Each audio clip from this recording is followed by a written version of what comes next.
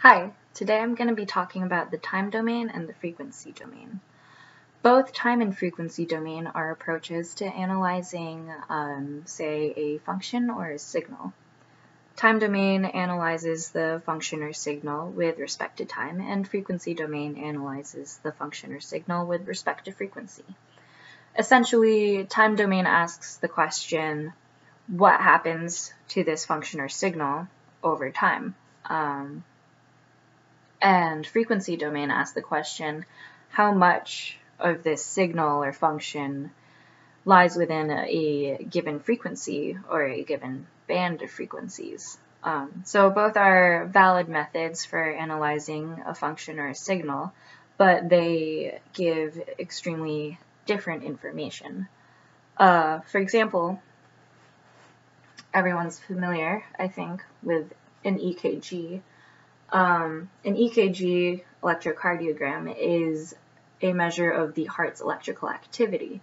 And typically in this waveform, you can look at the magnitudes and the length of times of these waves, which all correspond to different parts of the heart. The P wave corresponds to the atria of the heart, the QRS complex corresponds to the ventricles of the heart, and the T is kind of like an electrical resetting period for the heart. So based on this alone, a doctor can make a lot of, or a doctor can get a lot of information about the normal function of the heart, about the different chambers of the heart. But if you use a fast Fourier transform and you split the activity of the heart into high frequency and low frequency bands, you can actually analyze the sympathetic and parasympathetic nervous activity in the body, with low frequency corresponding to both sympathetic and parasympathetic, and high frequency corresponding to parasympathetic only.